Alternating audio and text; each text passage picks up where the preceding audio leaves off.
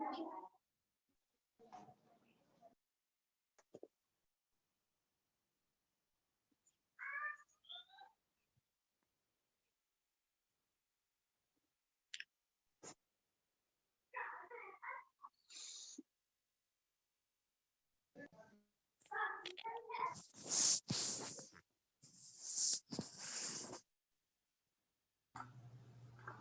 अस्सलाम वालेकुम।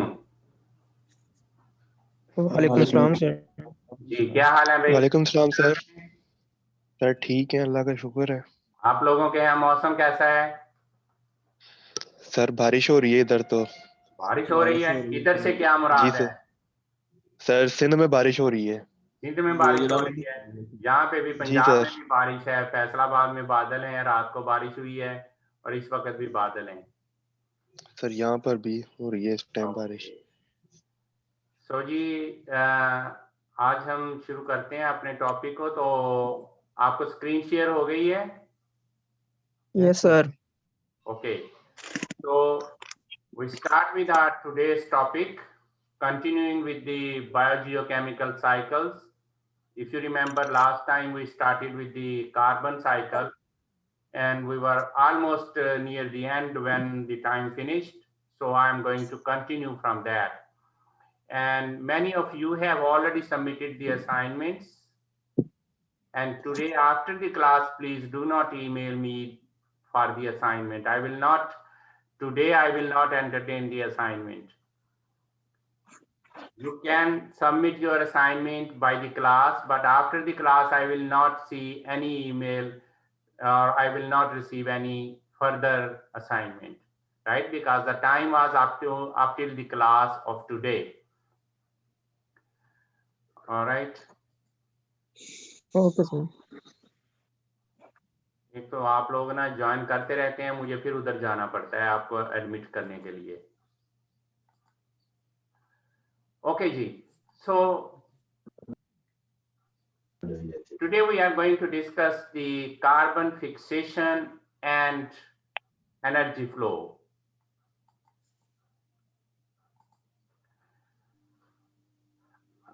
If you remember last time we discussed how the photosynthesis takes place, I gave you the simplest carbon cycle, how that occurs. And today we are going to discuss the carbon fixation and energy flow. You know, carbon fixation means the photosynthesis, how photosynthesis takes place. So, ability to photosynthesize actually allows the sunlight energy to be trapped and stored.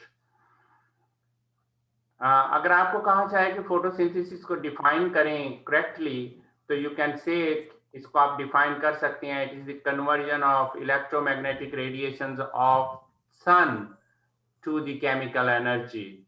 ठीक है, सो जिसे आप कहते हैं जी कि sun energy को या solar energy को या फोटो एनर्जी को आप कन्वर्ट करते हैं, नॉट आप, रादर प्लांट्स उसे कन्वर्ट करते हैं into chemical energy, into carbohydrates, and this is called as photosynthesis.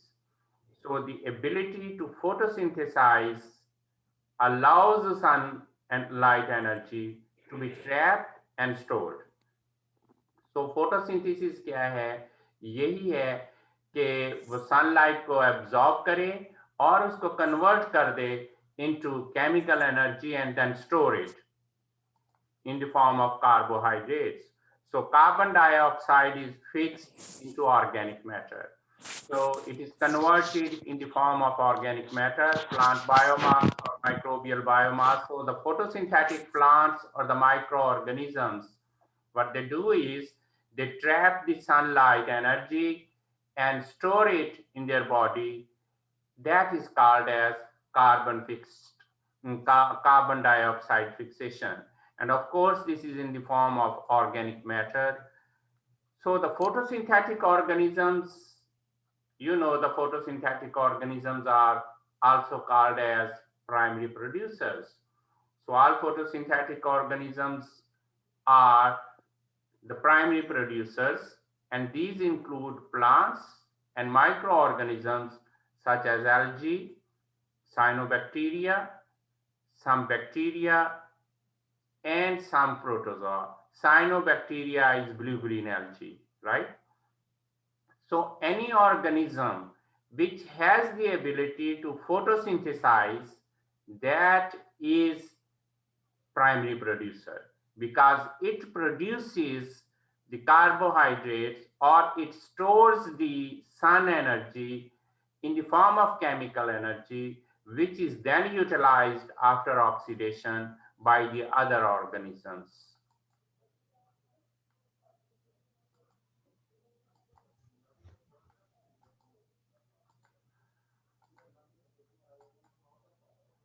So the efficiency of sunlight trapping is very low. So whatsoever the sun energy is available, all is not trapped. The efficiency that, or you can say the part of sun energy that is trapped by the photosynthetic organisms, that is very low. Less than 0.1% of the sun and sunlight energy that hits the earth is actually utilized. So that can give you the idea of my statement that the sunlight trapping is very low. That only 0.1% of the total sunlight energy that hits the earth, only 0.1% of that sunlight energy is actually utilized for photosynthesis. As the fixed sunlight energy moves up each level of food chain, up to 90% or more is lost through respiration. You know, we have the primary producers, then primary consumers, secondary consumers, tertiary consumers, if you know the food chain. So whenever it moves from the lower level to the higher level, about 90% of the energy which was absorbed in the first step, that is lost in that step. So when you move from a lower level to the upper level, that is, you can say from primary producers to primary consumers, then to secondary consumers, then at each level, 90% or more energy is lost through respiration. Despite this inefficient trapping, photoautotrophic primary producers support most of the considerable ecosystem found on the earth. So इसके बावजूद हम ये कहते हैं कि हालांकि हम कह रहे हैं कि when it moves from one level to the other level, about 90% energy is lost, but still we say that these phototrophic primary producers, photoautotrophic means which use carbon dioxide as carbon source and sunlight as energy source. So the photosynthetic organisms or the primary producers, they support most of the considerable ecosystem found on the earth. So जो भी ecosystem अर्थ पे है, mostly वो इससे हो रहा है manage इस सन एनर्जी से, जिसकी हालांकि हम कह रहे हैं कि एफिशिएंसी बहुत लो है इसके बावजूद. So this is just to give you an idea. जो मैंने बात की है उसका आइडिया देने के लिए अगर आप इस पिक्चर को समझने की कोशिश करें. एक तो ये आप लोग मुझे बहुत तंग करते हैं, जो लेट आके ज्वाइन करते हैं, मुझे उनको एडमिट करने के लिए फिर वापस जाना पड़ता है. So biotic components and food chain. So you can see here, this is the solar energy. When it moves to the first trophic level, that is the primary producers or the plants, lot of energy is lost as heat, right? And then from here, from this level, first trophic level, it moves to the second trophic level. That is the primary consumers or the herbivores. And at this stage, again, energy is lost as heat, right? And then it moves to the third trophic level, that is secondary consumers or carnivores, and again heat is lost. And then it moves to the tertiary level, that is the top carnivores, fourth trophic level, and here again heat is lost. And the primary producers, those can directly be decomposed by decomposers, and again energy is lost. Or the second trophic level, the primary consumers, those may also undergo decomposition directly by the decomposers, and again energy is lost. Similarly, the third trophic level may also undergo decomposition, and during decomposition again energy is lost. And even the fourth level, that is the tertiary consumers, they may also die and undergo decomposition by decomposers, and energy is lost. So this is the reason you can see the loss of energy. So due to this loss of energy, we said that, if you remember, we said that only 0.1% of the solar energy that hits the earth, that is used in this photosynthesis. And the efficiency is only 90%, rest is lost as heat. And we said that when we move from one trophic level to the other trophic level, about 90% of the energy is lost, right?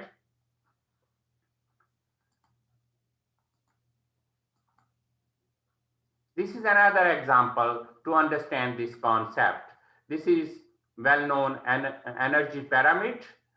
So you can see as you move from lower to the upper level, the energy level decreases. So this is the energy. You can see this is the lowest level, the primary producers. Energy retained in the living system is higher at this stage. And as you move up, the primary consumers, energy is less. You move even up, energy is further decreased, and you reach the top, the tertiary level, energy is further decreased. So all this energy is lost from the living system. So this is how the energy, the sun energy that is absorbed or that is used by the photosynthetic organisms, converted into chemical energy or the carbohydrates, which then undergo oxidation or respiration, release the energy. Part of that is utilized by the other living organisms, and part of that is lost.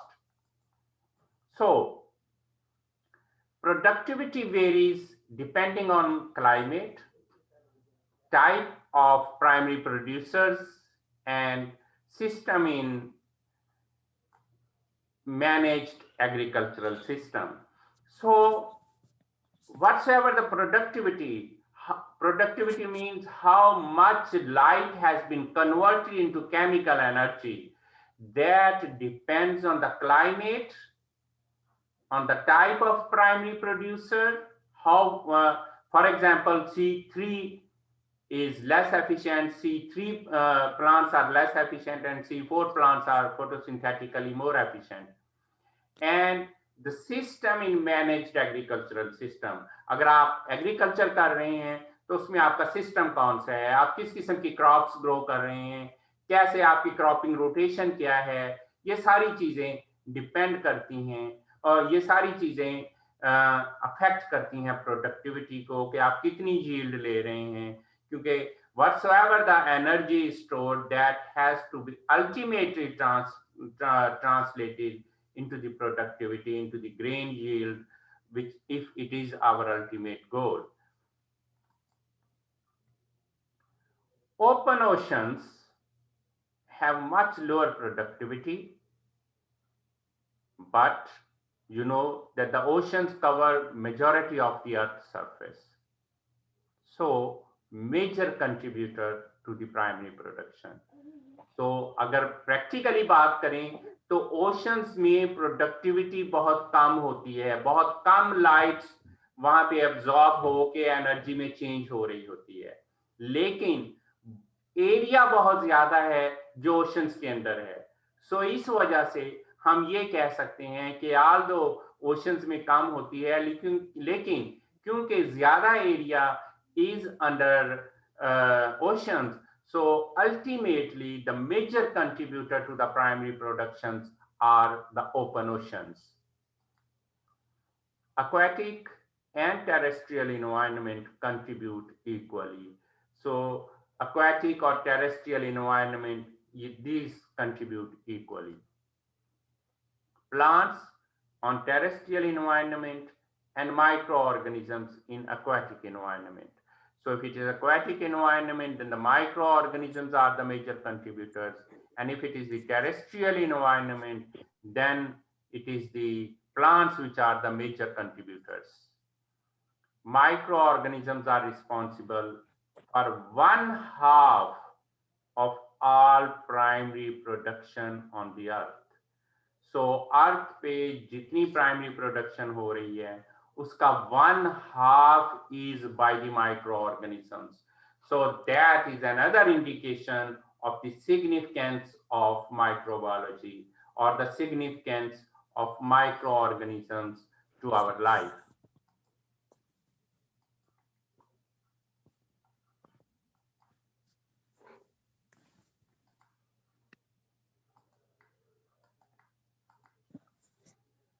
So we said that energy which is stored during photosynthesis is then used by the other organisms, and that is called as respiration. अगर आपको शुरू में याद हो, मैंने वहां पे आपको साइकिल जो बताया था वो यही था कि carbon dioxide is fixed in by two processes but in opposite direction. Photosynthesis में what we said that the carbon dioxide is absorbed, while in respiration carbon dioxide is released. So how carbon respiration takes place? Carbon dioxide that is fixed into organic compounds as a result of photosynthetic activity is available for consumption or respiration by animals and heterotrophic organisms. End products of respiration are carbon dioxide and new cell mass. So what happens is the carbon dioxide which is fixed during photosynthesis, that is converted into carbohydrates.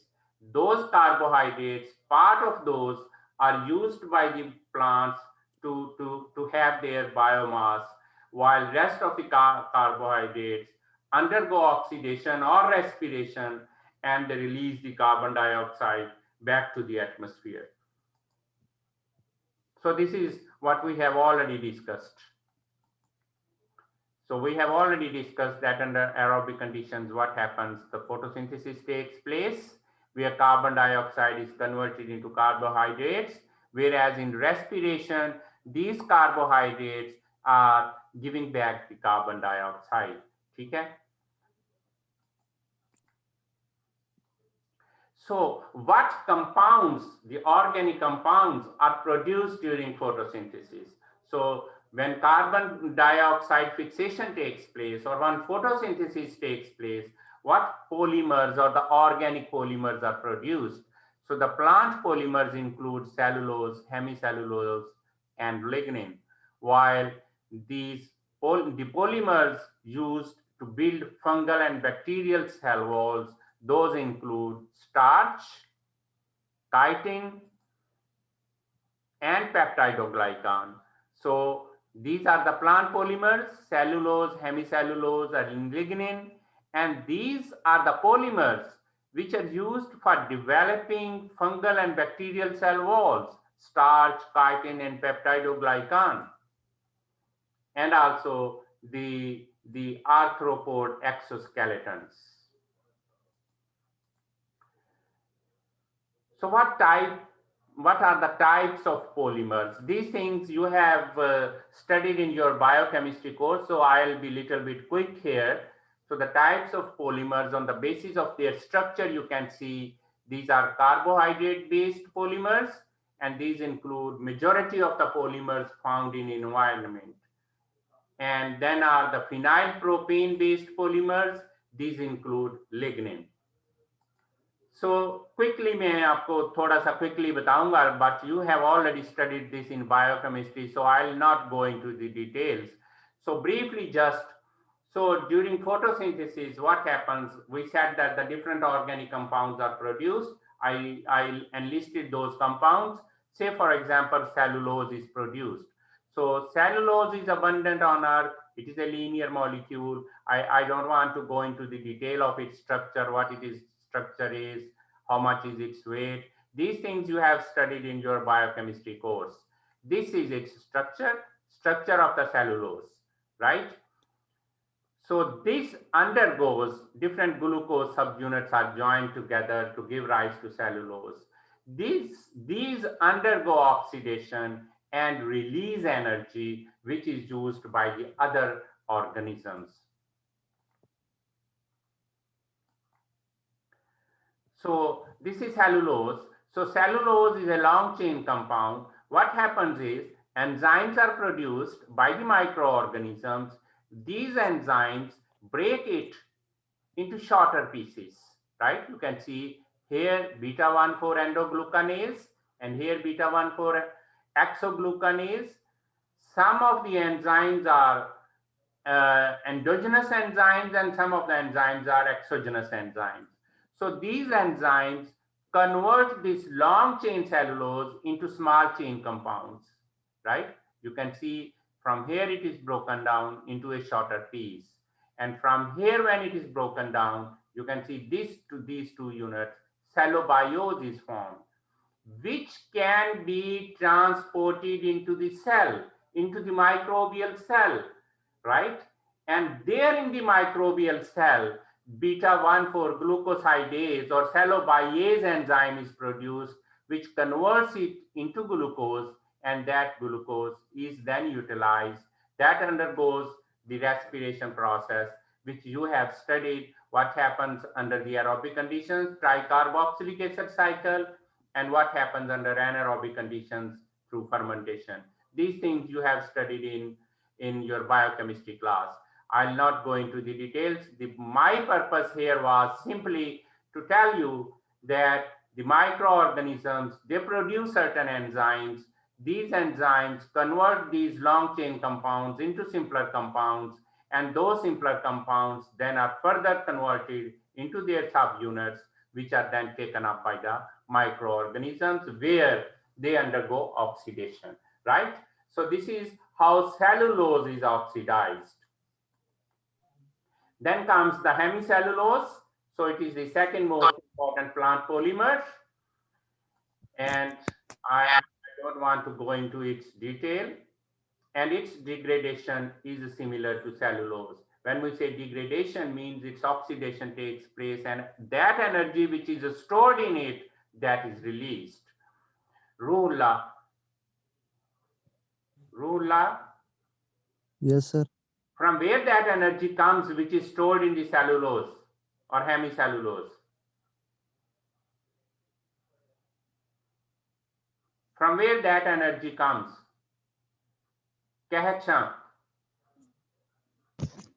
Sir, from sunlight, plant fix the night. Yes, very good.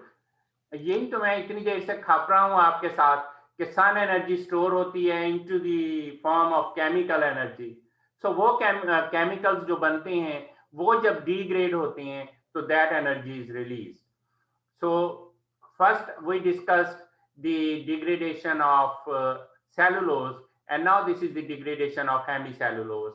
So its degradation is similar to cellulose. So this is hemicellulose, the structure of hemicellulose, right? So then are the starch. These are the polysaccharides which are synthesized by plants to store energy. And these are formed from glucose subunits. So I'm skipping its structure. This is the two types of starch is amylose, which are straight chain, and amylopectin, which are branched like this one. So these are also degraded with the help of certain enzymes which are produced by the microorganisms, and the energy is released, which is used by the other organisms. Then are the chitin. chitin is formed from beta-1,4 linked subunits of N-acetyl glucosamine. I'm not interested in this structure because you have studied this. I have already discussed that. So then are the peptidoglycans. These are the different compounds which are produced. You can see this is the example just to give you an idea of the chitin. So जैसे मैंने cellulose में बताया था वैसे ही this chitin undergoes into simpler compounds and then it enters into the cell and there it oxidizes and energy is used. And this is the peptidoglycan. And आगे जाके आप पढ़ेंगे, rather you must have studied in your BS class that peptidoglycan is actually the major differentiating compound between the gram-positive and gram-negative microorganisms. So their cell wall is differentiated on the basis of the presence of peptidoglycan. One type has thick wall of peptidoglycan, while the other has thin peptidoglycan. So then is the lignin. This is its basic building block are the aromatic amino acids.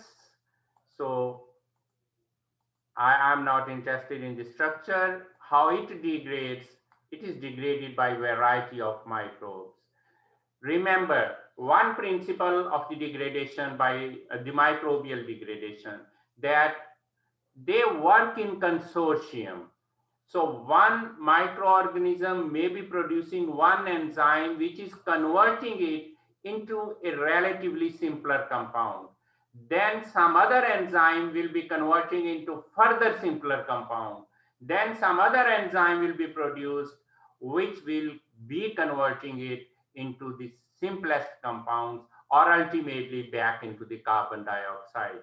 So generally, whenever we talk of the plant material or the organic material, degradation of the organic material, it is always done by a combination of microbes, not a single microbe. A single microbe cannot degrade the organic matter. Why? Because say for example, we talk of the plant leaves. Now leaves have cellulose, hemicellulose. There are many compounds which are present in the leaves. So for the degradation of every compound, different enzyme is required. You know that the enzymes are specific in their action. So there is no microorganism at the planet which can produce all types of enzymes. So one microorganism will be producing one enzyme or two enzymes.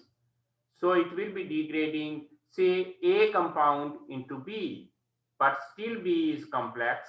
Then another enzyme is produced by another microorganism which converts B into C. Then another enzyme is produced by some other microorganism which converts C into D. And then another microorganism produces another enzyme which converts D into carbon dioxide. So remember, the complex compounds, the chemical compounds are particularly talking of the organic matter. It is not decomposed or degraded by by one microorganism. It is always the function of a consortium or a combination of microorganisms. The reason is that compound, that material which is undergoing degradation, that is a mixture of different compounds, and every compound has to be degraded by different enzymes. And there is no microorganism which can produce all types of enzymes. So to cover that, there are different microorganisms which produce specific enzyme for degrading a specific component. So that is another argument that there is some power which is responsible for guiding these microorganisms to do their job. And that power, supreme power, of course, is Allah the Almighty, who has created these creatures, and these creatures are doing their job. And as a result, the consortium is degrading the organic matter. So fungi, actinomycetes, and bacteria, all these are responsible for degrading the compounds. Best organism generally is white rot fungus for lignin degradation. I'm talking of for lignin degradation. For lignin degradation, best one is the white rot fungus, right? And this white rot fungus is capable of degrading pollutant with structures similar to lignin. So if your soil has some pollutant which has the structure similar to that of lignin, then that pollutant in the soil can be degraded by the same fungi. So this fungi, rot fungus, is commercially utilized to degrade certain pollutants in the soil as well. So this is how the lignin polymer is degraded into ultimately carbon dioxide, right? How the extracellular enzymes are produced. These lignin polymers are converted into lignin monomers, simpler compounds which enter the cell, and there they undergo a complex cycle and ultimately give rise to carbon dioxide. And ultimately we get, when degradation is up to a very high degree, we get complex organic molecules, which is called as humus, which is the most stable form, and it is more heterogeneous than lignin. And its turnover rate is 2 to 5% per year, depending on climatic conditions. So whatsoever the organic matter is, it's 2 to 5% is converted into organic matter, and 2 to 5% of 2 to 5% is converted into humus, and the similar one is converted back to carbon dioxide. So slowly released source of carbon and energy for indigenous autochthonous microbial populations. So this humus is actually the source of carbon and energy for the heterotrophic microorganisms which are present in the soil. So how does humus form? So this forms in a two-stage process. In first stage, what happens? There is the formation of reactive monomers during degradation of organic matter. So as I said earlier, that first the complex compounds are converted into simpler compounds. So in the first stage, formation of reactive monomers, polymers are converted into monomers during degradation of organic matter. And these spontaneous polymerization of monomers into humus, those monomers then polymerize. फौरन वो आपस में मिलके नए compounds बना देते हैं, जो वो नए कंपाउंड मिलके ह्यूमस बनाते हैं, जिसको हम ह्यूमस कहते हैं, which is relatively resistant to further decomposition, right? Organic matter respired to form new cell mass and carbon dioxide. और कुछ जो organic matter होता है वो use हो जाता है for converting into the cell mass or for releasing into the carbon dioxide. Small amount of this carbon is available to form humus. Only small amount of this carbon is available for converting into humus. So that's why a bulk volume of organic matter, when is well decomposed, is converted into humus, its volume is decreased significantly. So this is simply an outline how the humic material is formed. The lignin and other plant polyphenolic compounds undergo microbial degradation, and smaller polyphenolic units are produced. Those undergo oxidation of side chains, and numerous mono and di compounds are produced. Those undergo enzymatic and auto-oxidation and ultimately give rise to humic materials. Similarly, the organic residues in general, microbial degradation takes place. They are converted into sugars, organic acids, and other simple organic compounds, which may be used for microbial synthesis and transformation, may undergo degradation to carbon dioxide, water, ammonia, and other simple inorganic compounds, or may be used for microbial synthesis, right? And these then, through different processes, through peptides, amino acids, and other syntheses, ultimately give rise to the humic material. So this is briefly the outline how the organic material is converted, or the complex compounds which are produced during photosynthesis, those are converted into humic material. So this is all for carbon cycle. Now we move to nitrogen cycle.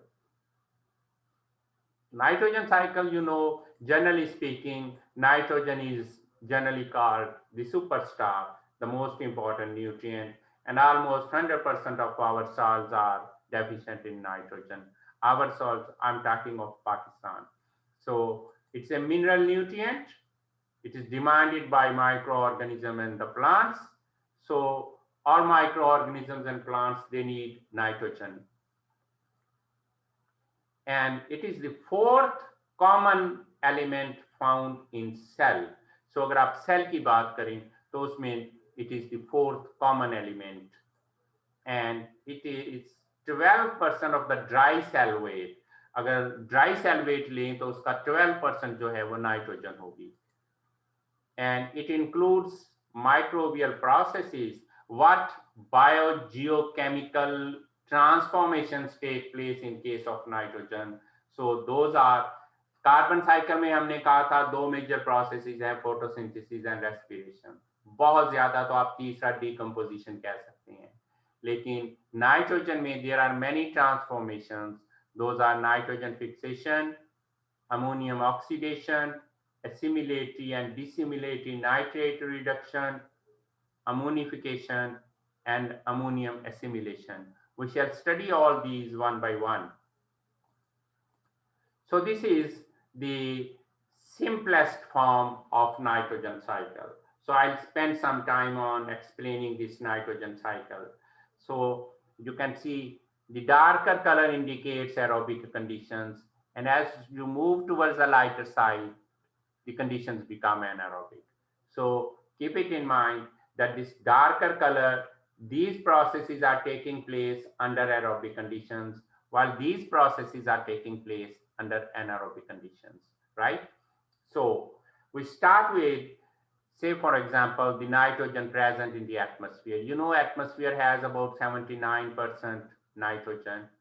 That nitrogen undergoes fixation. If you remember the last class, somebody defined nitrogen fixation. Nitrogen fixation, this is biological nitrogen fixation. And biological nitrogen fixation, somebody defined it last time. It is the biological reduction of this nitrogen into ammonium form with the help of an enzyme nitrogenase, which is produced by the microorganisms. That is called as biological nitrogen fixation. Otherwise, another ammonium fixation or nitrogen fixation is the entrapment of ammonium into the interlater sites of the clay particles, particularly the 2-to-1 type clay minerals. Actually, if you remember, we discussed that this nitrogen is present in the atmosphere in the form of triple bond, right? And that triple bond is so strong that it cannot be broken down at ordinary energy. So that enzyme nitrogenase is responsible for breaking down that enzyme. And you know, this nitrogen can be utilized by the living organisms, particularly the plants, only if it is converted into ammonium or nitrate form, because the plants, they can take up nitrogen in either ammonium form or nitrate form. So nitrogen is biologically is converted into ammonium, right? This is biological reduction of nitrogen to ammonium. This ammonium undergoes oxidation, which is called as nitrification, and is converted into nitrite, a two-step process. In the first step, ammonium is converted into nitrite, and in the second step, it is converted into nitrate. Some microorganisms are responsible for this first step, converting ammonium into nitrite. The major one is called nitrosomonas. And the second step, where this nitrite is converted into nitrate, is called as the microorganism responsible for this is called as nitrobacter. This is the major one. There are many groups, but these are the two major groups, nitrosomonas here and nitrobacter over here. And the whole process, starting from ammonium to nitrite and then to nitrate, this whole process is called as nitrification. So this takes place under aerobic conditions. So this is the biological oxidation of ammonium into nitrite and nitrate in a two-step process, right? Now, this nitrate which is produced, that nitrate may be assimilated by the microorganisms, means used by the living organisms. So this is assimilatory nitrate reductions. They will convert it into ammonium or amino acids, and those will be used by those living organisms. So this will be converted into ammonium, and that ammonium is assimilated, or that ammonium may go back to the atmosphere, from where it can go to the nitrification process. The conversion of organic nitrogen into inorganic nitrogen is called as mineralization process, right? So the conversion from organic to inorganic is called as mineralization.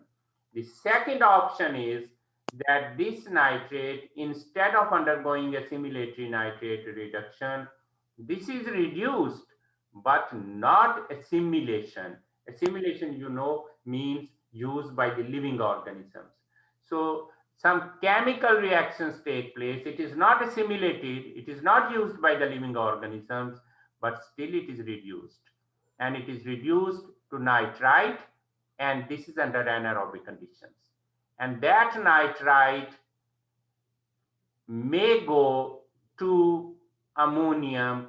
This process is called as dissimilatory nitrate reduction to ammonium. I'm repeating, dissimilatory nitrate reduction to ammonium, DNRA, means उनकी इसकी reduction हो रही है but assimilation नहीं हो रही है. सो ये भी रिडक्शन थी, लेकिन इसमें क्या था, इसमें असिमिलेशन हुई थी, इसमें असिमिलेशन नहीं हो रही. This is dissimilatory nitrate reduction. This whole nitrate undergoes dissimilatory nitrate reduction. अब dissimilatory nitrate reduction दो किस्म की हो सकती है. एक ये कि वो अमोनियम बन जाए, दूसरी ये कि वो नाइट्रिक ऑक्साइड बने, और नाइट्रिक ऑक्साइड फिर नाइट्रस ऑक्साइड बने, और nitrous oxide back to the atmosphere चला जाए एज नाइट्रोजन. ये जो प्रोसेस है इसको हम डीनाइट्रिफिकेशन कहते हैं. ठीक है. So dissimilatory nitrate reduction may be of two types. One is to DNRA, that is conversion to ammonium, and the other is denitrification, which is conversion into nitrous oxide and nitrogen and going back to the atmosphere. And remember, here the microorganisms are used, and this is generally a chemical process. So this denitrification takes place under anaerobic conditions, while the nitrification takes place under aerobic conditions. So this is the nitrogen cycle, the major transformations of nitrogen which take place. So we'll discuss these one by one. Sir question था. जी जी, अगर किसी को इस cycle में समझ नहीं आई है तो वो पूछ सकता है मुझसे.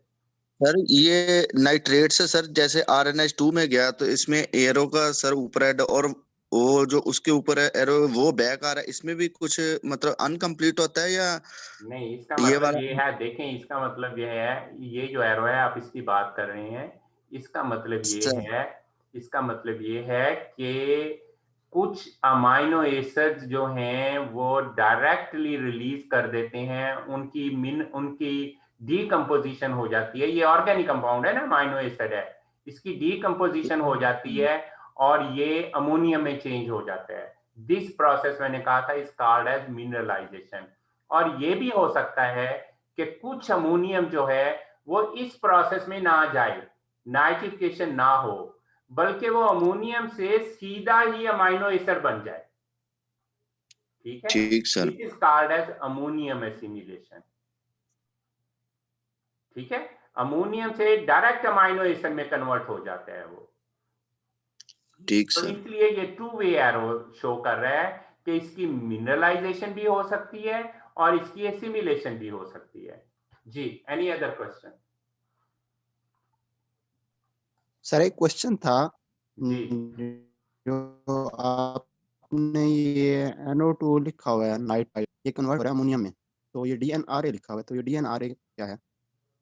जी बेटा, मैंने ये एक्सप्लेन किया, मैंने रुक के बताया था कि मैं रिपीट कर रहा हूं। D stands for dissimilatory, N stands for nitrate, R stands for reduction, A stands for ammonium.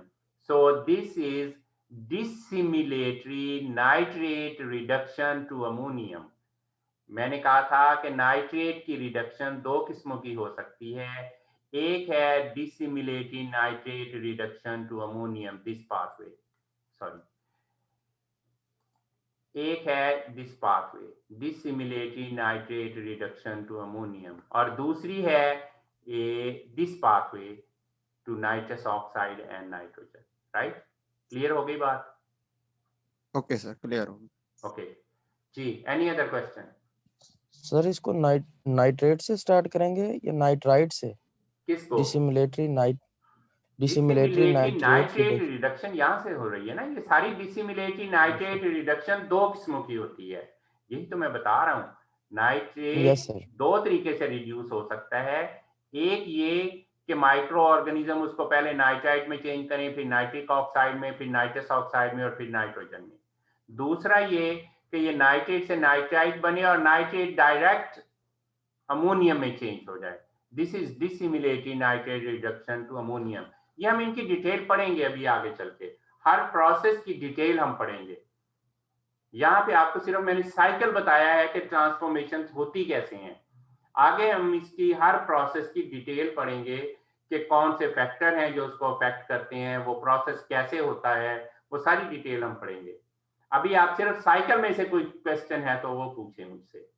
Sir ammonium असाइमिलेशन को हम इमोबिलाइजेशन भी कह सकते हैं?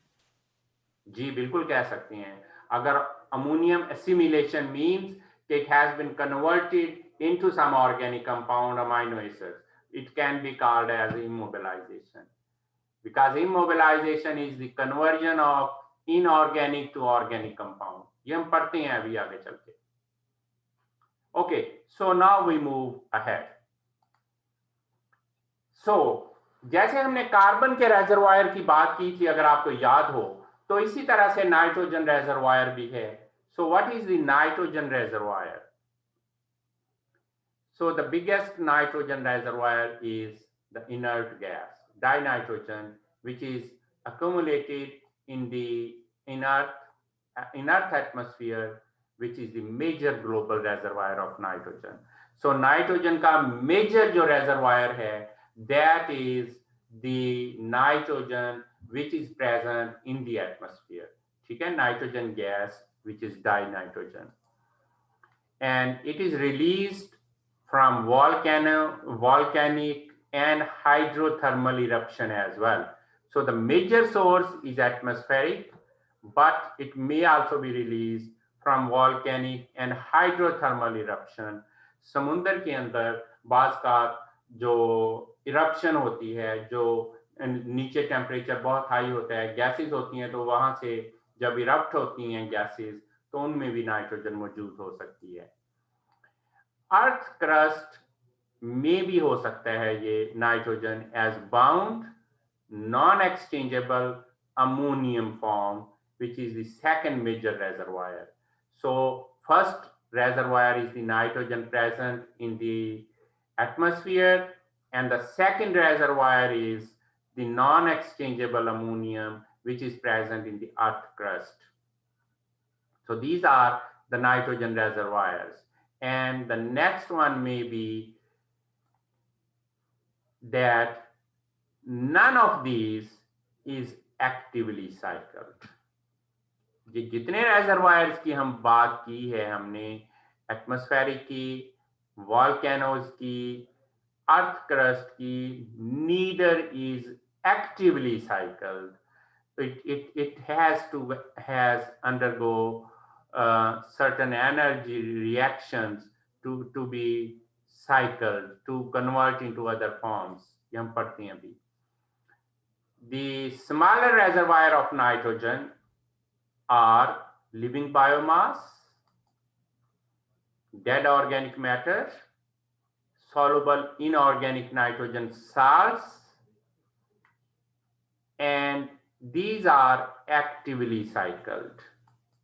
So एक प्रिंसिपल मैंने आपको कार्बन साइकिल में भी बताया था कि जनरली जो रेजरवायर छोटे साइज में होगा, छोटा होगा, वो ज्यादा एक्टिवली साइकिल्ड होता है, और जो बड़े साइज में होता है वो कम एक्टिवली साइकिल्ड होता है. ये एक जनरल प्रिंसिपल है. अब ये एक ग्लोबल नाइट्रोजन रेजरवायर्स की एग्जांपल है. अब you can see this is 1994 data. So this may change. You can see some latest book that may be a little bit different in that. Although I have taken this from a recent book, but they have referenced this one. So you can see nitrogen present in the atmosphere is 3.9 into 10 raised to the power 15 metric tons, and it is not actively cycled. Oceans biomass, it is 5.2 and 10 raised to the power 8, and it is actively cycled. Then are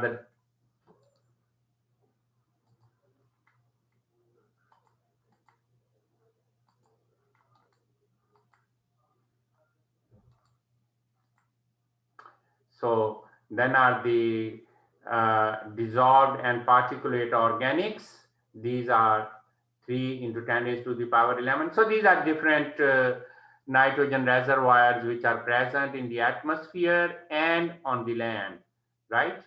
Some are actively cycled and some are not actively cycled. So what is nitrogen fixation? So all fixed forms of nitrogen, ammonium, nitrate, and organic nitrogen, they come from atmosphere. So जो भी nitrogen है वो ammonium form में है, nitrate form में है, या वो organic nitrogen के compounds हैं, amino acids, proteins like that. All these have nitrogen from the atmosphere.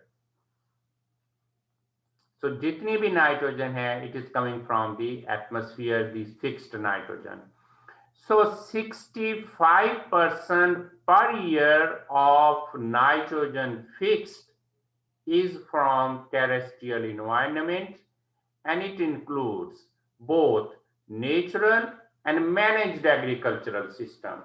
So 65% per year nitrogen जो fix हो रही है terrestrial environment में, that comes from atmosphere, whether that is naturally occurring or that is in the managed agricultural system, means you are preparing fertilizers and you are then using those fertilizers in the managed agricultural system, or you are growing nitrogen fixing plants. 20% is by marine ecosystem, 15% of total nitrogen fixed through fertilizers. So fertilizer से जो chemical fertilizers बनाई जाती हैं उसमें nitrogen कितनी fix होती है? 15% है. सो जितनी भी नाइट्रोजन एग्रीकल्चर में यूज होती है सारी की सारी एटमॉस्फेयर से आ रही है. अब जो एटमॉस्फेयर से आ रही है उसका 20% जो है वो मैरीन इकोसिस्टम से है. Please mute your mic. Question at the end. 15% of total nitrogen is fixed through fertilizers. Nitrogen fixed into ammonium by free living aerobic and anaerobic bacteria, cyanobacteria, and actinomycetes. जिसे हम biological nitrogen fixation कहते हैं। ये सारी nitrogen fixation की examples हैं या nitrogen fixation है।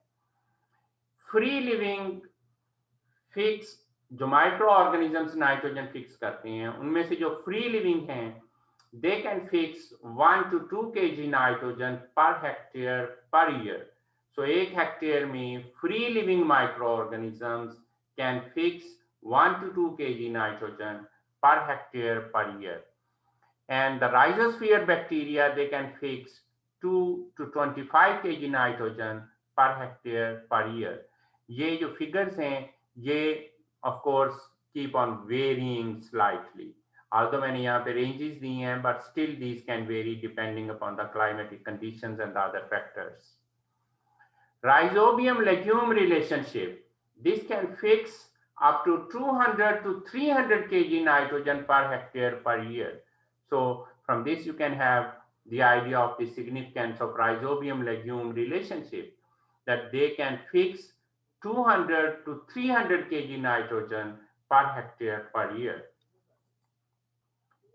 Ammonia, the end product of nitrogen fixation, is actually an inhibitor for the reaction. So अगर अमोनिया सॉइल में मौजूद हो तो वहां पे बायोलॉजिकल नाइट्रोजन फिक्सेशन नहीं होती है या कम होती है। So ammonia is the inhibitor of nitrogen fixation. So अगर आप लेग्यूमिनस क्रॉप ग्रो कर रहे हैं तो वहां पे आपको फिर अमोनिया फॉर्म में नाइट्रोजन शुरू में थोड़ी सी डालनी चाहिए, उसके बाद नहीं डालनी चाहिए, अदरवाइज वो नाइट्रोजन फिक्सेशन नहीं होने देंगे वहां पे। Energy intensive process, this nitrogen fixation is energy intensive process। मैं ऑलरेडी एक्सप्लेन कर चुका हूं कि नाइट्रोजन जो एटमॉस्फेयर में है वो ट्रिपल बॉन्ड में है और वो ब्रेक डाउन नहीं होता है नॉर्मल एनर्जी से। सो इसके लिए बहुत ज्यादा एनर्जी चाहिए। जब फर्टिलाइजर इंडस्ट्री है वो हाई टेम्परेचर प्रेशर वगैरह पे ये एनर्जी प्रोवाइड करते हैं और इसको ब्रेक करते हैं, जबकि नेचर में माइक्रो ऑर्गेनिजम्स हैं जो ये करते हैं provide. Nitrogenase is oxygen sensitive. Some free living nitrogen fixers require reduced oxygen tension. So जो नाइट्रोजिनेज एंजाइम है which is responsible for reducing atmospheric nitrogen into ammonium, that is very sensitive to oxygen. So जितने free living micro organisms हैं उनको अगर उन्होंने nitrogen fix करनी है तो they need to have reduced oxygen tension, means वहां पे फिर ऑक्सीजन कम होनी चाहिए। अगर वहां पे ऑक्सीजन ज्यादा होगी तो वो नाइट्रोजन कम फिक्स करेंगे। So this is the relative input of nitrogen fixation from biological sources. So biological sources से अगर देखें आप तो टेरेस्ट्रियल खुश्की पे 1.35 into 10 raised to the power 8 metric tons per year nitrogen add होती है या फिक्स होती है, और एक्वाटिक में 4 into 10 raised to the power 7 metric tons per year, whereas fertiliser manufacture से 3 into 10 raised to the power 7 metric tons per year. So this can give you the idea that how much nitrogen is being added through biological sources. कि fertiliser से इतनी add हो रही है और terrestrial में जो नाइट्रोजन फिक्सेशन से हो रही है वो इतनी हो रही है, और जो एक्वाटिक में है वो इतनी हो रही है। So this is representative genera of free living nitrogen fixers. Free living nitrogen fixers हम नाइट्रोजन फिक्सेशन के चैप्टर में पढ़ेंगे।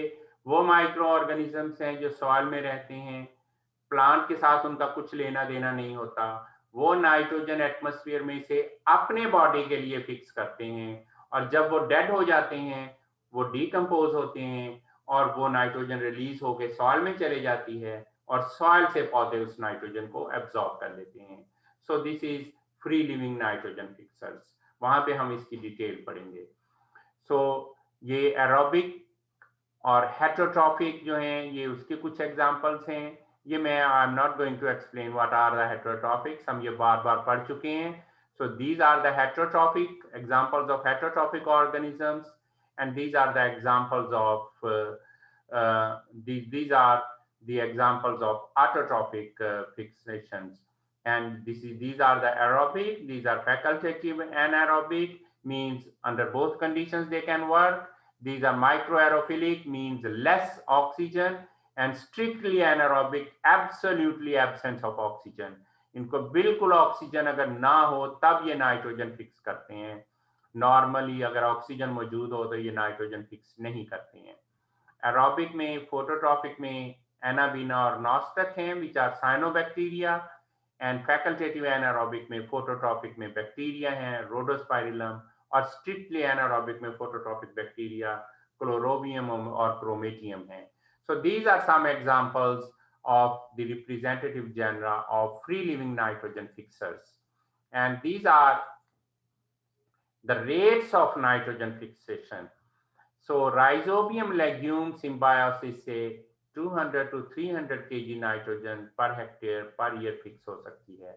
Anabina azola. Anabina is actually a blue-green algae, cyanobacteria. Azola is a lower plant or a fern. So ये एक symbiotic relationship है, ये भी हम नाइट्रोजन फिक्सेशन में पढ़ेंगे. This can fix up to 100 to 120 kg nitrogen per hectare per year. Cyanobacteria और moss का जो relationship है, they can fix 30 to 40 kg nitrogen per hectare per year. And rhizosphere association up to this one, and free living only 1 to 2 kg nitrogen per hectare per year. So this is just to give you the idea of nitrogen fixation.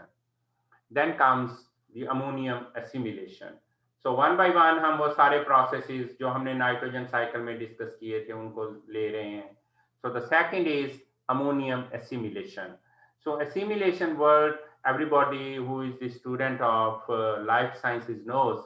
Assimilation means the use by some living body and converting it into its body part, like the organic compounds, like that, proteins, amino acids, like that. This is called as ammonium assimilation. So the end product of nitrogen fixation is ammonium. So when nitrogen fixation takes place, the end product is ammonium. That ammonium is most preferable form of nitrogen by organisms. So generally the organisms, they like to take up nitrogen in ammonium form. So it is the most preferable form of nitrogen by organisms.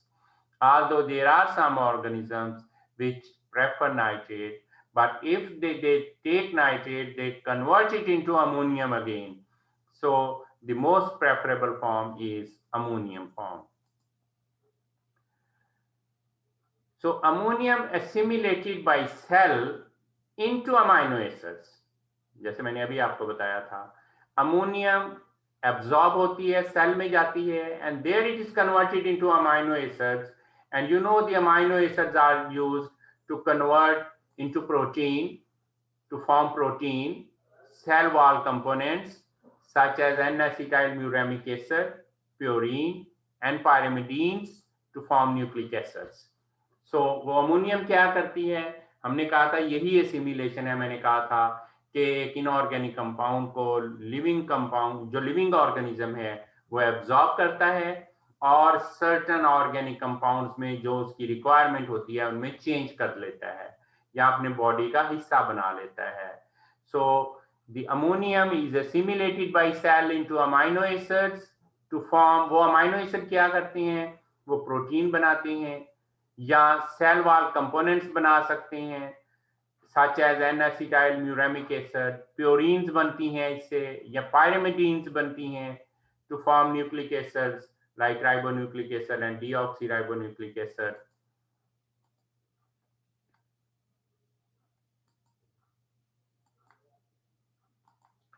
So what is ammonium assimilation or immobilization? So both these words, assimilation and immobilization, are sometimes utilized synonymously, means interchangeably used किए जाते हैं बाज़. So understand करें, conversion from inorganic to organic is called as immobilization, right? And generally it occurs with the help of certain living organisms, so it is assimilation as well. So this takes place by two pathways.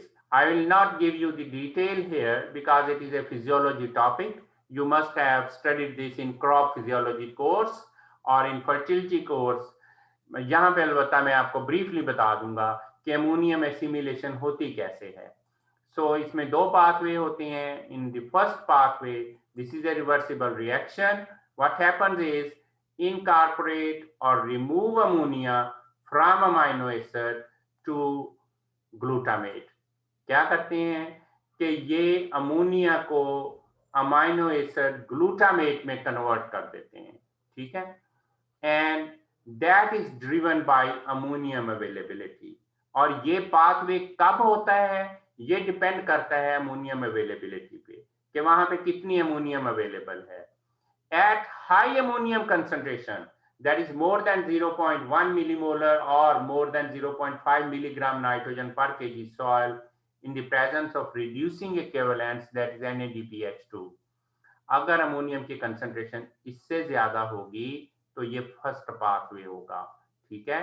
that ammonia will be converted to glutamate and ammonium is incorporated then into alpha ketoglutarate to form glutamate. ठीक है. इस तरह से जो मैंने पहले कहा है आपको कि अमोनियम चेंज हो जाती है अल्टीमेटली टू ग्लूटामेट. पहले वो चेंज होती है to alpha ketoglutarate and then to glutamate. ठीक है. At higher than this concentration this first pathway operates. In most soils and many aquatic environments, ammonium is present in very low concentration. But generally, बहुत सारी soils में और environments में ammonium की concentration low होती है. तो फिर वहाँ पे second pathway काम करता है. वो second pathway क्या है? This is energy dependent. इसको energy की जरूरत होती है. It is driven by ATP and two enzymes. दो एंजाइम इसमें यूज होते हैं, glutamate synthase and glutamine synthase. ठीक है. और फर्स्ट स्टेप क्या है इसमें? पहले स्टेप में अमोनियम और ग्लूटामेट मिल के ग्लूटामीन बना देते हैं. और सेकंड स्टेप में क्या होता है कि सेकंड स्टेप में there is the transfer of ammonium molecule from glutamine to alpha ketoglutarate, और जो हम पहले स्टेप में पढ़ चुके हैं जो दो ग्लूटामेट बनाने में इस्तेमाल हो जाता है. ठीक है. सो पहले स्टेप में वो डायरेक्ट ग्लूटारेट और ग्लूटामेट बना देता है. दूसरे स्टेप में ऐसे नहीं है. इस स्टेप में आके सेकंड पाथवे रादर पाथवे में सेकंड पाथवे में एनर्जी चाहिए होती है. सो पहले अमोनियम चेंज होता है टू ग्लूटामीन, ग्लूटामीन फिर चेंज होता है टू अल्फा कीटोग्लूटारेट और वो फिर ग्लूटामेट बनाता है. So this is the difference between the two pathways. I'm not interested in more details because that is the part of your physiology course. आप किसी भी physiology के course में या fertility के course में इसको पढ़ेंगे. So the next is ammonification, right? So ammonification and mineralization both sometimes are used synonymously. Remember, अगर तो ऑर्गेनिक कंपाउंड चेंज हो रहा हो to inorganic compound, any inorganic compound, nitrogen की बात अगर हम करेंगे तो if organic nitrogen compound is being change to any inorganic nitrogen compound, the process is called as mineralisation. But if the organic nitrogen compound is being changed to ammonium, which is also inorganic, to ammonium, then it is called as ammonification. So this is the difference between the two. Ammonification is also a sort of mineralization, conversion from organic to inorganic. But when you specify that organic compound is being converted into ammonium, then it will be called as ammonification. But when you are talking general that the organic compound is converted into inorganic, then you will say it is mineralization. So this process ammonification or mineralization occurs intracellularly and extracellularly. Micro organisms के sales के अंदर भी होता है और sales के बाहर भी होता है. Microorganisms release extracellular enzymes that initiate degradation of plant polymers. वो क्या करते हैं? अभी पढ़ा है हमने, अगर आपको याद हो, लिग्निन में या सेलुलोज वगैरह में हमने आल्दो वहां पे कार्बन का जिक्र किया था, लेकिन वहां पे हमने ये बात की थी कि पहले एक्स्ट्रा सेलुलर एंजाइम्स रिलीज होते हैं जो कॉम्प्लेक्स कंपाउंड्स होते हैं उनको सिंपलर कंपाउंड्स में चेंज करते हैं. So similar is the case with nitrogen, that the microorganism release extra cellular enzymes. वो एंजाइम्स अपने बॉडी से बाहर रिलीज करते हैं, वहां पे वो डिग्रेडेशन करते हैं प्लांट पॉलीमर्स की. प्लांट के ऐसे कंपाउंड जिनमें नाइट्रोजन होती है और वो कॉम्प्लेक्स कंपाउंड्स होते हैं, उनको वो ब्रेक डाउन करते हैं into simpler compounds. Proteases, lysozymes, nucleases, and ureases, these are the enzymes which can degrade nitrogen-containing molecules found outside cell, such as proteins, cell walls, nucleic acids, and urea. So ये क्या करते हैं? ये enzymes जो हैं, ये enzymes, ये जो बाहर complex compounds पड़े हुए होते हैं, उन कंपाउंड्स को सिंपलर कंपाउंड्स में चेंज करते हैं. And if nitrogen is limiting, अगर वहां पे नाइट्रोजन कम हो, देन इमोबिलाइजेशन टेक्स प्लेस. ये बड़ा इंपॉर्टेंट प्रोसेस है, बड़ा इंपॉर्टेंट कॉन्सेप्ट है, ये आपने समझना है, क्योंकि आप पीएचडी में भी पहुंच जाते हैं तो आप इससे कंफ्यूज होते हैं. एक चीज जहन में रखें कि जो माइक्रो ऑर्गेनिजम्स सॉइल में मौजूद हैं, उन्हें भी अपनी रिक्वायरमेंट के लिए नाइट्रोजन भी चाहिए, कार्बन भी चाहिए. जब हम नाइट्रोजन की बात करते हैं, इस वक्त हम नाइट्रोजन की बात कर रहे हैं, अब सॉइल में आप माइक्रो ऑर्गेनिजम्स मौजूद हैं, उसमें नाइट्रोजन कम है, तो क्या होगा? जो कम नाइट्रोजन है, उस नाइट्रोजन को माइक्रो ऑर्गेनिजम्स यूज कर लेंगे अपनी रिक्वायरमेंट के लिए, तो वहां पे पौधे के लिए नाइट्रोजन नहीं बचेगी. ठीक है? सो पौधे के लिए वो इमोबाइल हो जाएगी. ठीक है? So conversion from inorganic to organic form is called as immobilisation. इसको इमोबिलाइजेशन इसी सेंस में कहते हैं कि वो पौधे के लिए अवेलेबल नहीं रहती है. अब अगर वो नाइट्रोजन इतनी ज्यादा है कि उस माइक्रो ऑर्गेनिज्म की रिक्वायरमेंट पूरी करने के बाद भी बाकी बच जाए, तो क्या होगा? तो माइक्रो ऑर्गेनिज्म वो नाइट्रोजन अवेलेबल कर देते हैं पौधे के लिए. ये लो भी, मेरा पेट भर गया, अब तुम ले लो. That is mineralisation. ठीक है? सो इसलिए if nitrogen is not limiting, then mineralization takes place. अब जो कॉन्सेप्ट यूज किया जाता है, वो यूज किया जाता है कार्बन नाइट्रोजन रेशो का. अब इसमें एक चीज को अच्छी तरह से समझें, कार्बन जब ज्यादा होगी तो माइक्रो ऑर्गेनिजम्स की पॉपुलेशन ज्यादा होगी. ठीक है? उसको यूज करके ऑर्गेनिक सोर्स के तौर पे, फूड के तौर पे ज्यादा माइक्रो ऑर्गेनिजम्स ग्रो करेंगे. जब ज्यादा माइक्रो ऑर्गेनिजम्स ग्रो करेंगे तो उनको ज्यादा नाइट्रोजन चाहिए होगी. सो वहां पे जो भी नाइट्रोजन अवेलेबल है वो उसको यूज कर लेंगे. ठीक है? लिहाजा पौधे को नाइट्रोजन नहीं मिलेगी. This is immobilisation. ये कब होगा?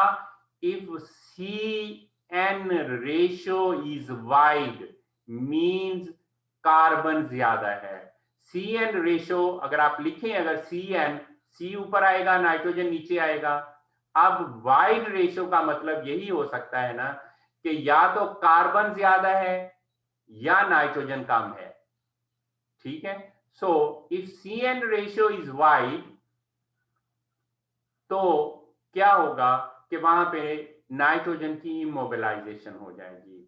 But if CN ratio is narrow, means कि वहां पे वो जो कार्बन थी उस कार्बन को यूज करके जितने माइक्रो ऑर्गेनिजम्स ग्रो हुए उन्होंने वहां पे मौजूद नाइट्रोजन को यूज किया, इसके बावजूद नाइट्रोजन बच गई वहां पे, उन्होंने उस नाइट्रोजन को डिग्रेड कर दिया into simpler compounds for use by plants. This is called as mineralisation.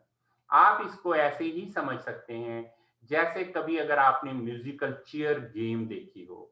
Musical chair में क्या होता है, एक कुर्सी होती है और दो प्लेयर होते हैं एंड पे, ठीक है। अब क्या है, माइक्रो ऑर्गेनिजम्स मूव कर रहे हैं, कुर्सी नाइट्रोजन है, ठीक है। अब अगर तो नाइट्रोजन कम है तो वो तो इनमें से किसी ना किसी ने यूज कर लेनी है, जो बाकी बचेगा उसको कुर्सी नहीं मिलनी है, उसको नाइट्रोजन नहीं मिलनी है, ठीक है। अगर कुर्सियां ज्यादा है, कुर्सियां 3 हैं, ठीक है, और प्लेयर्स 2 हैं, तो क्या होगा कि वो 2 कुर्सियों पे बैठ जाएंगे, इसके बाद भी वो कहेंगे कोई और भी बंदा आके इस कुर्सी पे बैठ सकता है। So similar is the case of CN ratio for availability of nitrogen to the plant.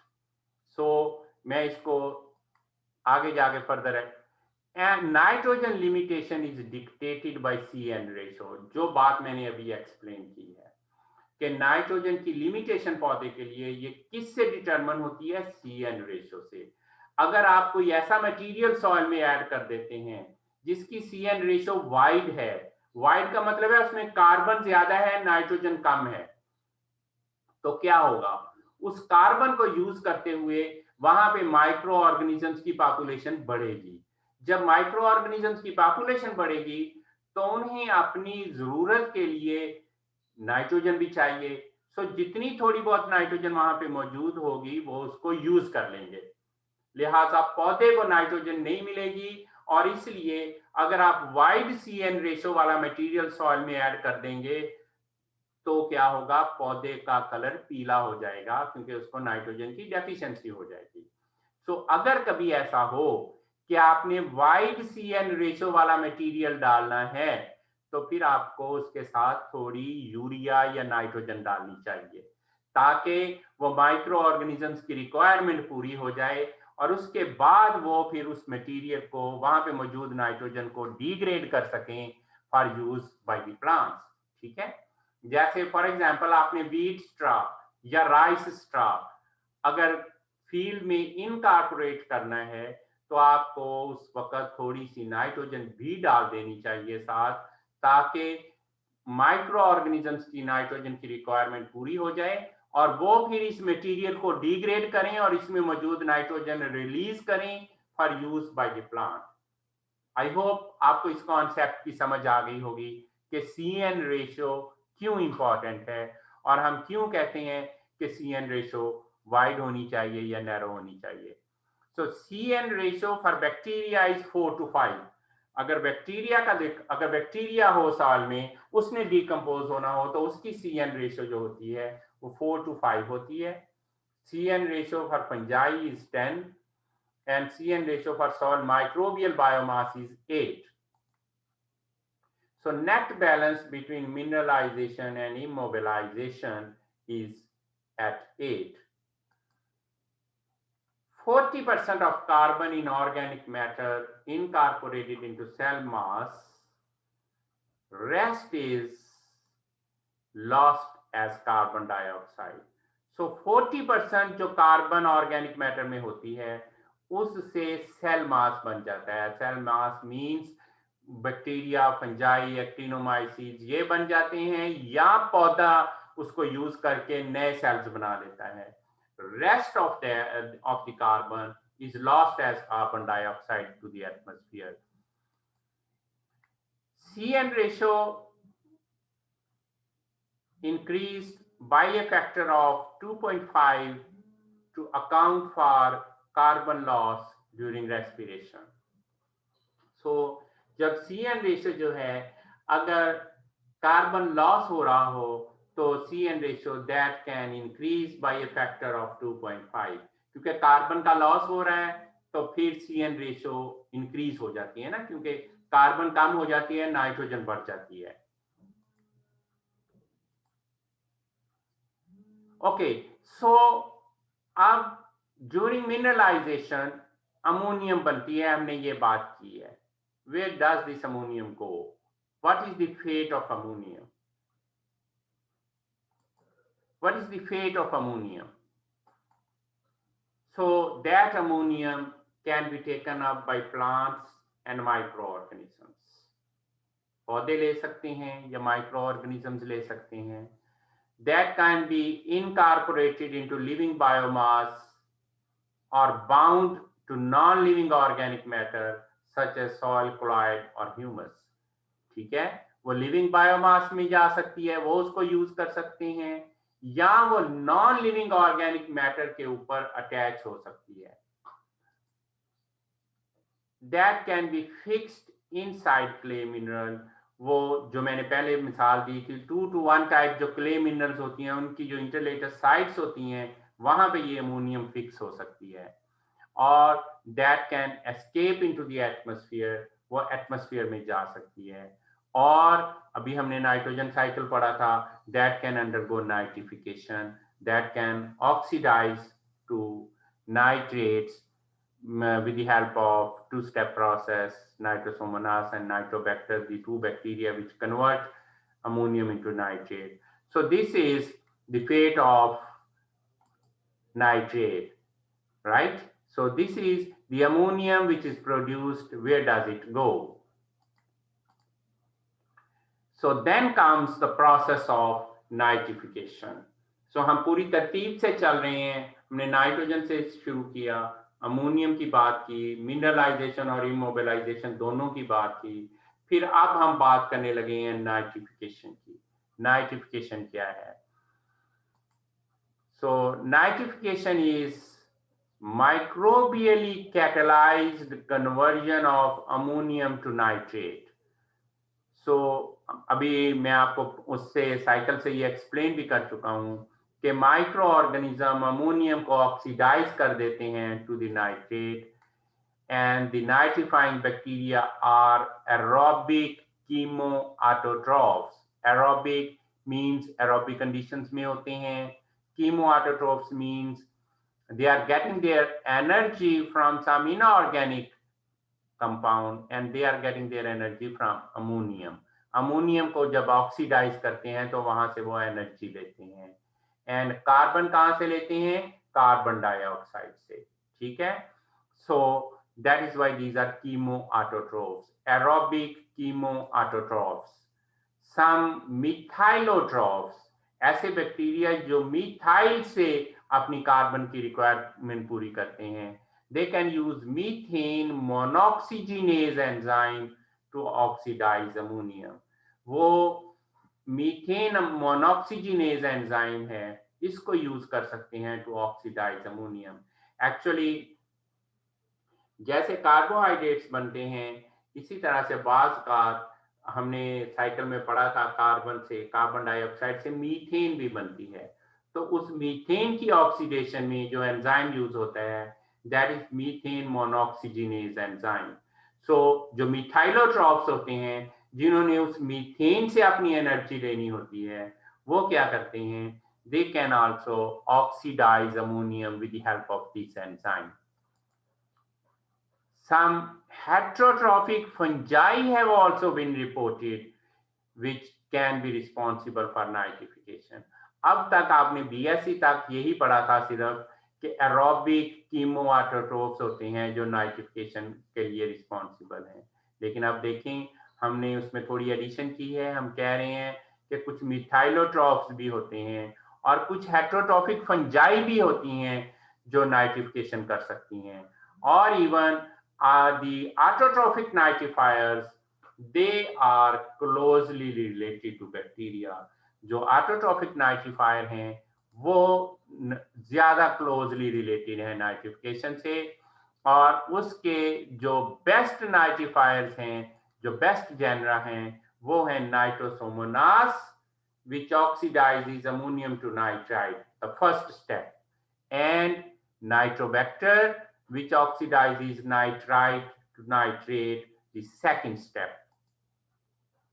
So this is the process.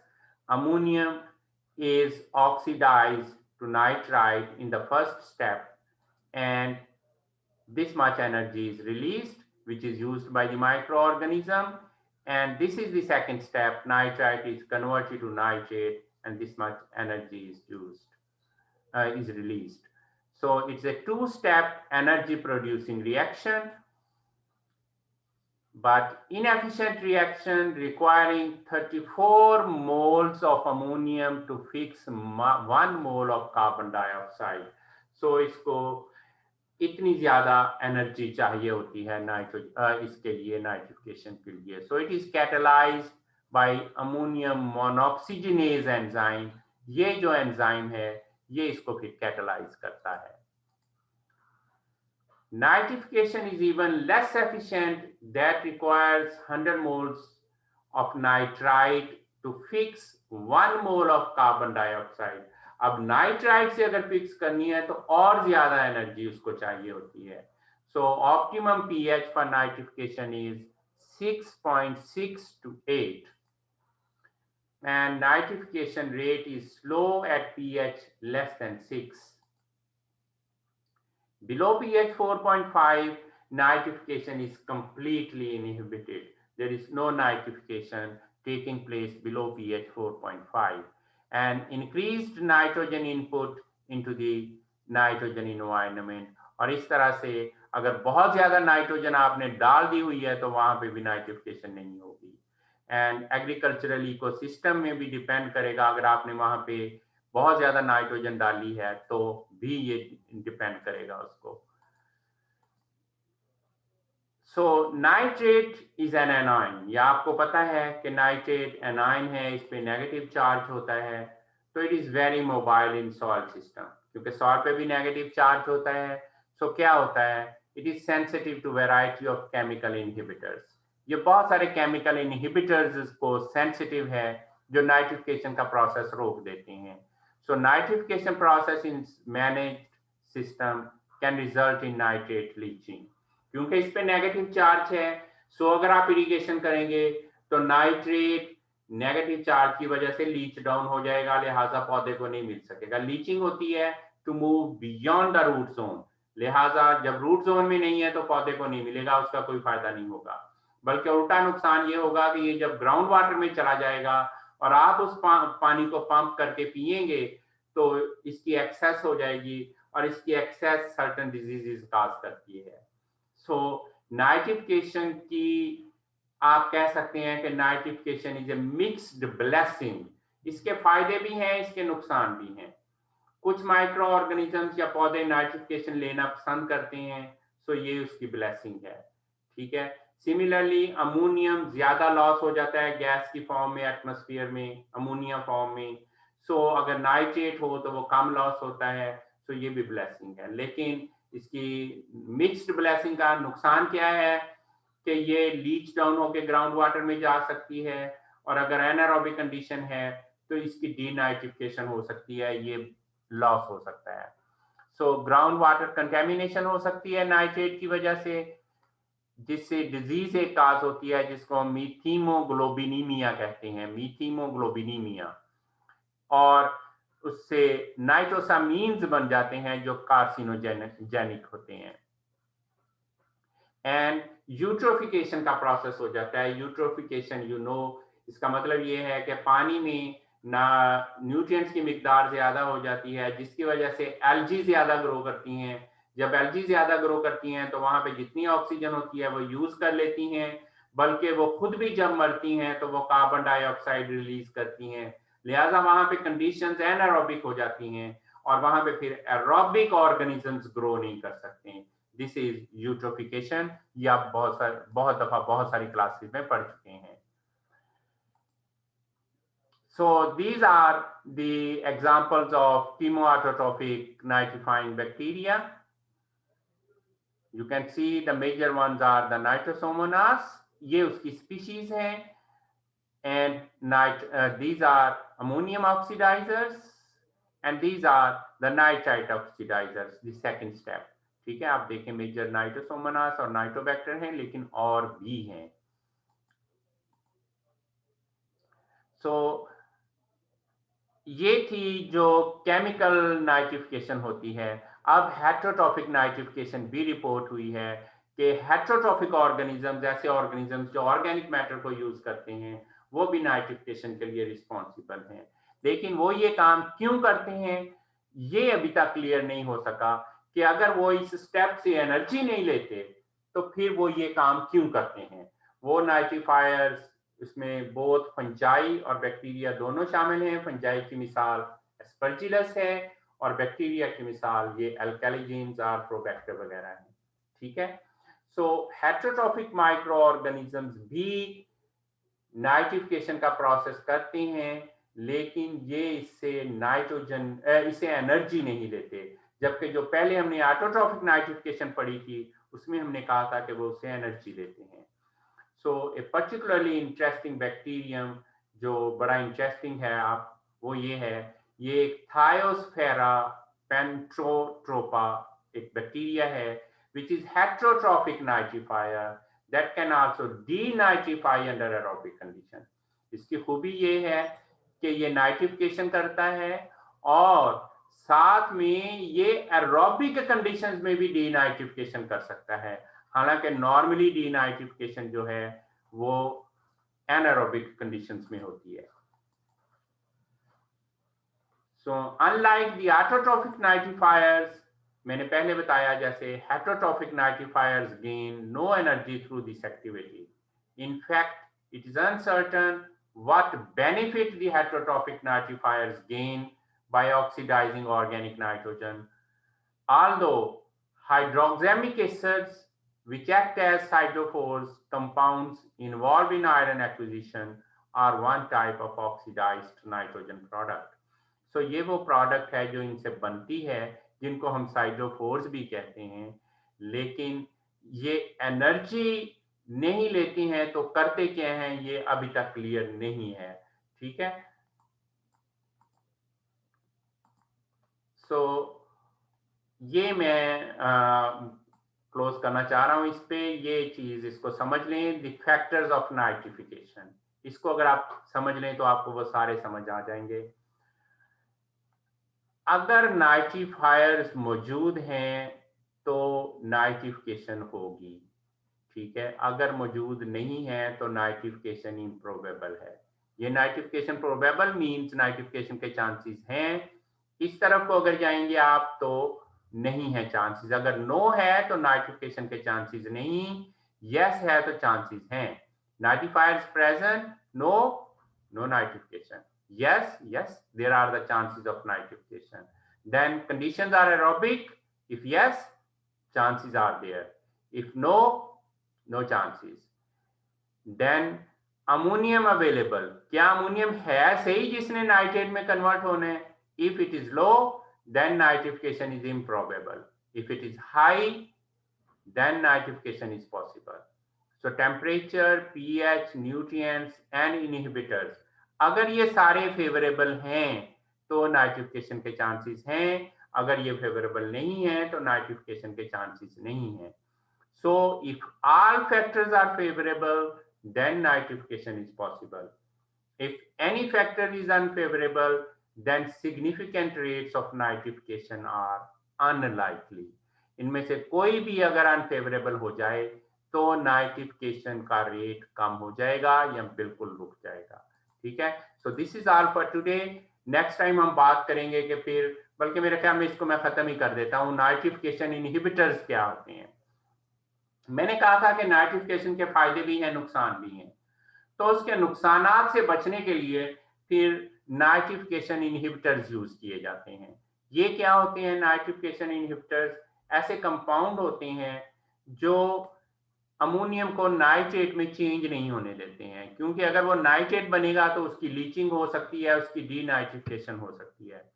So slow release fertiliser such as sulphur coated urea are used to limit nitrification in soil because they limit the rate at which ammonium becomes available to nitrifiers. So slow release fertilizers जो हैं या sulphur coated urea है, ये उतनी ही nitrogen release करते हैं, उतनी ही ammonium release करते हैं जितनी पौधे ने यूज कर लेनी होती है। उससे ज्यादा रिलीज नहीं करते कि वो नाइट्रेट्स में चेंज हो सके, ठीक है।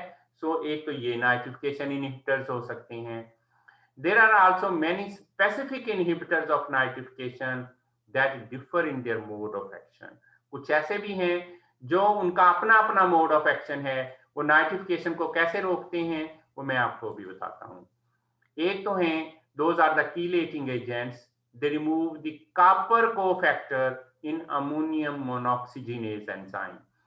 जब हम नाइट्रिफिकेशन की बात कर रहे थे, मैंने कहा था अमोनियम मोनोक्सीजिनेज एंजाइम है जो एनर्जी की रिक्वायरमेंट को कम करता है। उसके साथ एक कोफैक्टर लगा होता है कॉपर, ये उस कॉपर को रिमूव कर देते हैं। जब कॉपर रिमूव हो जाता है तो ये एंजाइम एक्टिव नहीं रहता है, लिहाजा नाइट्रिफिकेशन का प्रोसेस रुक जाता है। दूसरी ऑप्शन ये होती है, सम एग्जांपल, इसकी एग्जांपल्स कौन सी हैं? Those are hydrazine carbothioamide, diethyl thiocarbamate, allyl thiourea, ये तो थी एग्जांपल्स किलेटिंग एजेंट्स की। दूसरी एग्जांपल जो मैं दे रहा हूं इनहिबिटर्स की, other chemicals also chelate copper in ammonia monoxygenase and interfere with electron transport by cytochromes. ये क्या करते हैं कि ये इलेक्ट्रॉन ट्रांसपोर्ट को अफेक्ट कर देते हैं, जिसकी मिसाल सोडियम एजाइड है और पोटाशियम साइनाइड है, ठीक है। तो इस तरह से ये नाइट्रिफिकेशन की इनहिबिटर कर देते हैं। Pyridine compounds, they interact with the active site of the ammonium monoxygenase enzyme. अगर पायरिडीन कंपाउंड है तो वो उस एंजाइम की एक्टिव साइट को अफेक्ट कर देते हैं, लिहाजा वो इफेक्टिव नहीं रहता नाइट्रिफिकेशन के लिए। Examples include pyridine, nitrapyrin and picolinic acid. The chemical nitrification inhibitor with the greatest commercial application in agriculture is nitrapyrin. जो नाइट्रापायरिन जो एक है कंपाउंड केमिकल जिसे बहुत ज्यादा यूज किया जा रहा है, ये N-सर्ब के नाम से मार्केट में अवेलेबल है।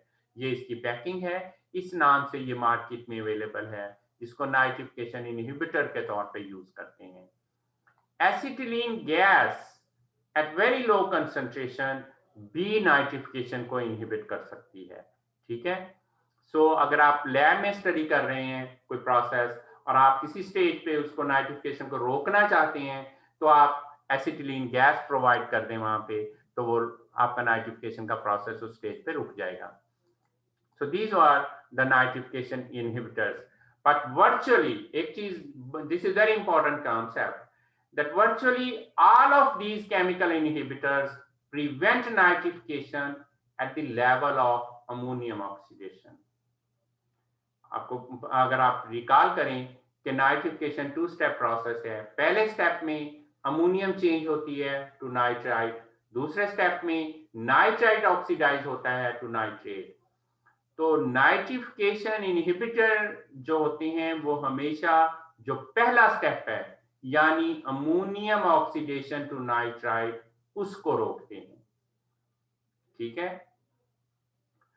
अगर वो पहले स्टेप को ना रोकें, पहला स्टेप वैसे ही होने दें, यानी अमोनियम से नाइट्राइट बनता रहे, दूसरे स्टेप को रोकें, नाइट्राइट को नाइट्रेट में ना चेंज होने दें, तो उसके बहुत सारे नुकसान हो सकते हैं। वो नुकसान क्या हो सकते हैं?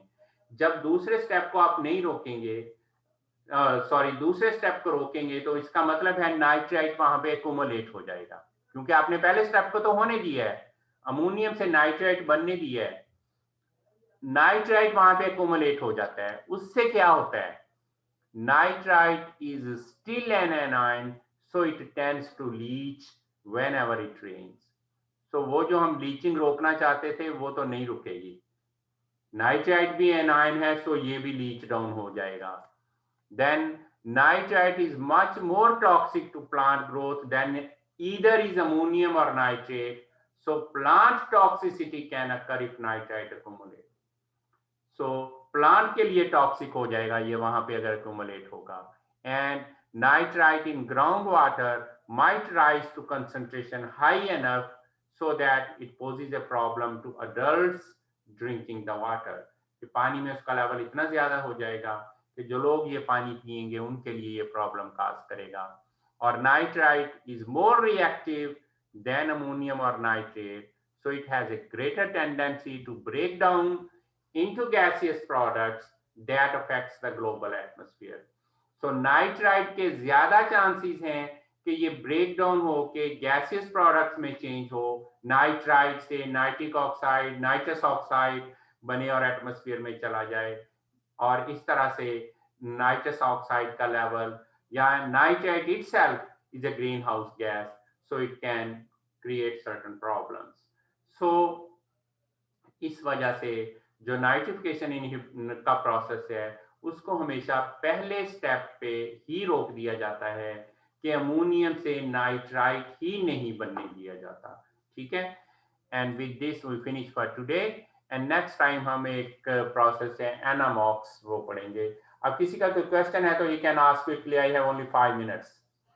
5 मिनट्स में कोई क्विक क्वेश्चन है तो पूछ लें, अदरवाइज वो आप अपने क्वेश्चंस पेंडिंग रखें, हम नेक्स्ट टाइम कर लेंगे उनको। Quick question, any quick question? Sir ये हेट्रोट्रॉप जो नोटिफिकेशन है सर, वो जी, एनर्जी कहाँ से लेते हैं सर? कहाँ से लेते हैं?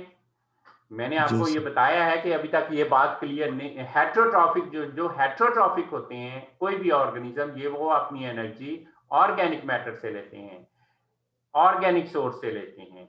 लेकिन वो नाइट्रिफिकेशन क्यों करते हैं, ये चीज मैंने आपको बताई है कि ये अभी तक साइंटिस्ट डिस्कवर नहीं कर सके कि वो ये नाइट्रिफिकेशन क्यों करते हैं अगर वो इससे एनर्जी नहीं लेते तो। Okay sir. जी, any other question? Sir CN narrow वाला थोड़ा सा रिपीट कर दीजिए। बात क्लियर नहीं आ रही आपकी। CN रेशियो सर वाइड और नैरो वाला थोड़ा सा रिपीट कर दीजिएगा काइंडली। मैं ये CN रेशो पे नेक्स्ट टाइम दोबारा से आपको रिपीट करूंगा। यहाँ पे इस वक्त मैं आपको सिर्फ ये बता देता हूँ कि जब CN रेशो वाइड होती है उसका मतलब ये होता है कि वहां पे कार्बन ज्यादा है। जब कार्बन ज्यादा है तो उसको यूज करके माइक्रो ऑर्गेनिजम्स की पॉपुलेशन वहां पे बढ़ जाती है। जब माइक्रो ऑर्गेनिजम्स की पॉपुलेशन बढ़ती है तो उनको नाइट्रोजन भी चाहिए होती है, तो वहां पे जो नाइट्रोजन मौजूद होती है सॉइल में, माइक्रो ऑर्गेनिज्म उस नाइट्रोजन को यूज कर लेते हैं। लिहाजा नाइट्रोजन पौधे के लिए नहीं बचती है, जिसकी वजह से पौधे को नाइट्रोजन की डेफिशिएंसी हो जाती है। ठीक है, सो अगर वाइड रेशो हो तो हम कहते हैं इमोबिलाइजेशन हो गई है, कि पौधे के लिए नाइट्रोजन इमोबाइल हो गई है, इसलिए कि वो तो माइक्रो ऑर्गेनिजम्स ने यूज कर ली है। और अगर CN रेशो नैरो हो तो इसका मतलब है कि कार्बन कम थी, जिसकी वजह से पॉपुलेशन कम थी माइक्रो ऑर्गेनिजम्स की, वहां पे जितनी नाइट्रोजन थी कुछ उन्होंने यूज कर ली, बाकी की उन्होंने छोड़ दी, या इवन डिकम्पोजिशन करने लग गए, वो उन्होंने बाकी की नाइट्रोजन पौधे के लिए अवेलेबल कर दी, सो वो पौधे को अवेलेबल हो जाती है। सो इसलिए CN रेशो नैरो हो तो वो पौधे को नाइट्रोजन अवेलेबल होती है, CN रेशो वाइड हो तो पौधे को नाइट्रोजन अवेलेबल नहीं होती है। मैं वो जो मैंने आपको मिसाल दी थी म्यूजिकल चेयर की, नेक्स्ट टाइम मैं आपको वो पिक्चर लेके आऊंगा और वहां से आपको एक्सप्लेन करने की कोशिश करूंगा। जी, और कोई question? Any other quick question? No sir. चलें, ओके जी, thank you very much, see you next time इंशाल्लाह, take care of yourself, thank you.